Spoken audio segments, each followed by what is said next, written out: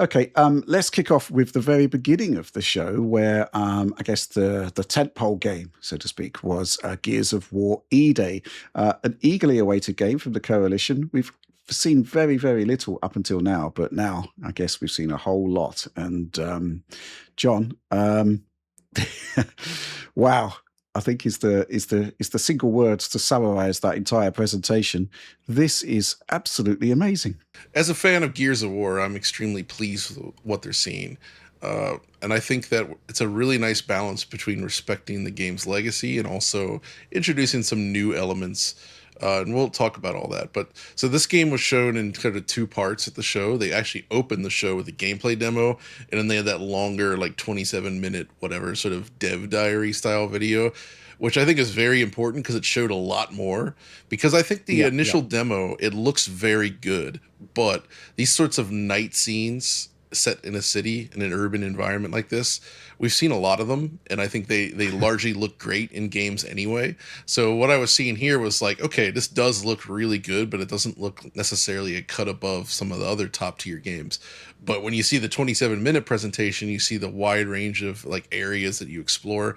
Oh yeah, this is definitely a top tier Unreal Engine 5 game. Hmm. It's also one that supports hardware ray tracing, hardware lumen, shall I say, while also aiming for 60 FPS.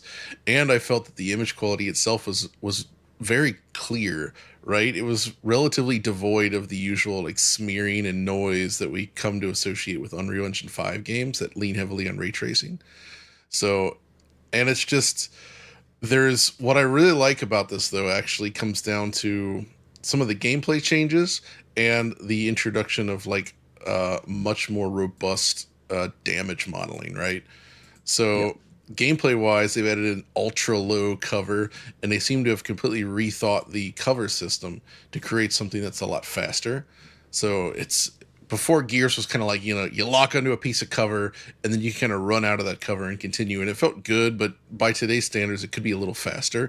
By introducing the faster cover and ability to sort of like move over things as well as climbing and jumping, I don't want to use this comparison in terms of like, don't take this the wrong way, but I'm saying this reminds me more of what Naughty Dog did with like Uncharted 4 and such, where Nathan Drake was very mobile, right? You could jump, you could climb, and it really made the battlefield more vertical. And it feels like they're actually taking that approach here with Gears, which I think is actually a smart move. Um, so that looks good. I think the gunplay looks fun. I saw Cliffy B, the original creator of Gears, was complaining a little bit that it felt like the enemies went down too quickly and that the Locust should be stronger. And I see where he's coming from lore wise, but I actually think the quicker takedowns from a gameplay perspective is actually just more fun. Unloading tons and tons of rounds into an enemy over and over again, I just don't think is all that fun. So I don't mind that. So I'm happy with that direction. All of that, the level design, great stuff. And then there's the destruction stuff. They showed this off where essentially they've implemented a much more complicated chip damage system where every object now has like an extra layer of stuff on it, right? Where like you hit a concrete barrier and you start shooting at it, you'll actually be able to chip off little bits of it in a much more granular way than usual.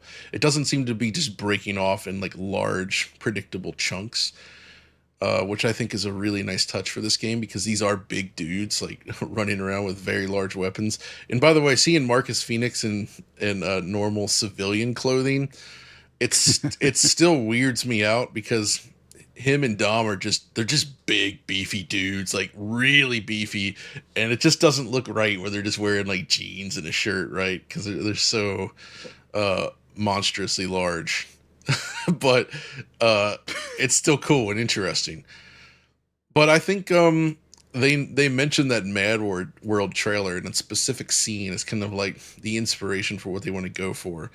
And I think that's pretty important because they are channeling in on that original sort of darker horror-ish vibe of Gears 1. Maybe. Like I think that's what they're going for. We'll see if it actually can pull it off because that game was very dark. But conceptually I like what they're saying about this. So it's been a long time, man. I mean, the last Gears 5 was 2019. It has been longer than Naughty Dog since their last game. But I think like Naughty Dog, they got railroaded into doing. They tried to do something else that didn't work out, and then they went back to Gears, similar to what Naughty Dog tried the Last of Us multiplayer stuff, and that didn't work. So clearly that had an impact. But what we're seeing here, I mean, this is really like an example of the masters of Unreal Engine, and I do think it bears out. And once you look more closely at all the detail and everything they're doing, it really does showcase itself. I think is one of the best looking games we've seen running on the engine, and I cannot wait to get my hands on it. But I would also like to hear what you guys have to say about it. Uh, so yeah, why don't you drop in and Yeah. let us know? I do think this is, from my perspective, everything that I actually wanted to see from an Unreal Engine 5 game when the engine was first announced. There's a lot going on here that visually you're just taking for granted. For example, the nanite stuff. Didn't really see any pop in as such. View distances on some of those street scenes, phenomenal, right? And Oh that's yeah, kind of like what you would want from an Unreal Engine 5 game. 60 frames per second. Now, I'm not sure. I suspect we're probably looking at the PC version here. and it wasn't So locked very either, right? Like a lot of the footage was unstable, but right. Okay. Well, I'd like to know more. I guess that goes into the disclosure thing. There was a lot of stuff that was just labeled in game, which I think is fine. But in game what? I mean, this is the thing, right? Back in the day, I was talking about how I don't mind um, if you're using high-end PC, but we don't want CG trailers. I think a great thing about this entire show is that there was very, very little to, yep, to yep, no yep. CG trailers. It was all in-game, in-engine. Even in-engine was kind of like scaled back, so to speak, because in-engine can mean anything as well. Maybe this was PC, maybe it was console, but regardless, it did look good. But I think the point is that what we really wanted from Unreal Engine 5 has been sort of fully delivered here. And it has been an iterative process, right? So as I said, stuff like the long draw distances and stuff like that's kind of almost taken for granted now. The destruction side of things, man, this was like off the charts. It was seriously impressive. They're doing this at 60 on an Xbox. It's Holy crap! it's interesting, Rich. It made me think about that, and I feel like I haven't seen this since, weirdly enough, the PS3 era. Killzone 2 specifically was really good at this kind of stuff, and this is Right. obviously way more advanced. But like, I felt like beyond that, games kind of stopped doing it. You know what I mean? Like, we just saw a Hmm. huge reduction in games attempting this sort of stuff, and most damage states were like, okay, here's the damage model, here's the non-damage model, and just kind of swap them, or just break it in Right. one big chunk, and you don't get that granularity, and I think that makes a big difference to the impact. Hmm. Yeah, I mean, it's often been said that the from the ground up catchphrase is kind of like meaningless, but I honestly do think this probably was done completely from the ground Hmm. up, from the empty hard drive, as they said. Hmm. Hmm. And I think it's going to bear fruit. I'm just really, really interested in this. Even the co-op side of things just seemed like really, really impressive as well, in terms of like the way the levels are designed for different approaches, and you can like use co-op to explore them all. I think that was great as well. Um, Oliver, curious about your take on this.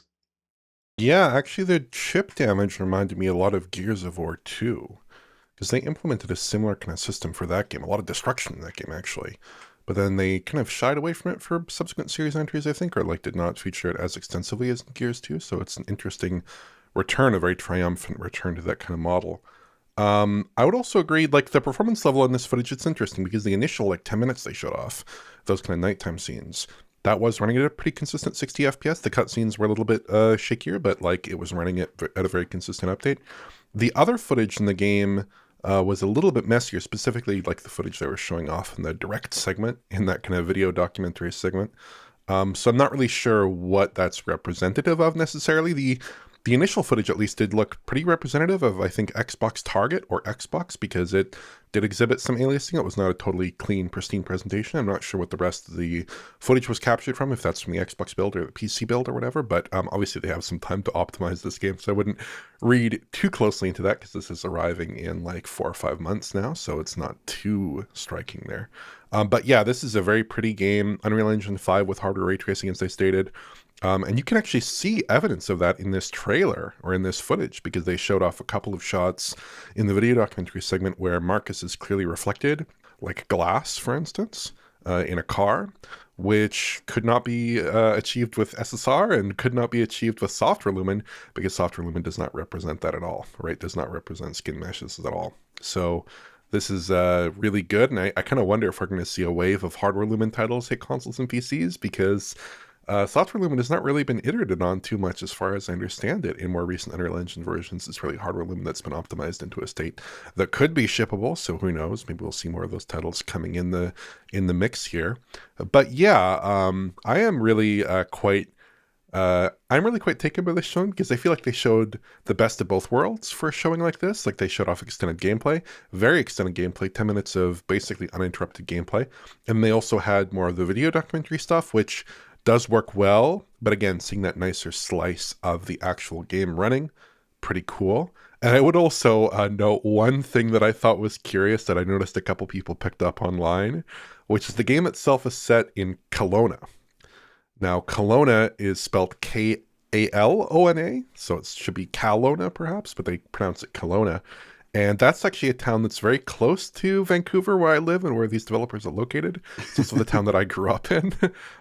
So it was a little bit disarming hearing the developers talk about, a brutal attack on Kelowna and a war in Kelowna. It's like a little bit off-putting. But I think it's probably to some degree coincidence, because apparently there is an in-universe Kelowna ship or something, and they've kind of said, oh, well, maybe this is the name of the town, and the town is named after this new figure they've come up with for this game. But I have to imagine that probably played into it, or at least it's very odd hearing them say like Kelowna in that specific pronunciation over and over and over again. A little bit disarming, but yeah, cool showing. One of the best showings I've seen for any game in a long time, because I really feel like they covered all the possible bases. And outside of that one brief tease, we have not seen anything from this game. And I think kind of announcing a game triumphantly, putting out all this material about it, really does show a lot of confidence in the product here.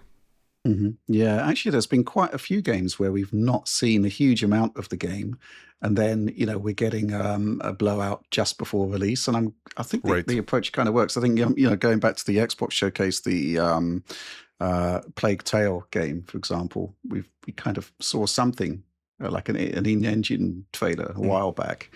But now we're actually seeing the full thing just prior to release. Has real impact, I think. Yeah, Gears of War E-Day. I mean, the level of technical excellence we're seeing here. I just really want to see more on that. Can't wait to see more.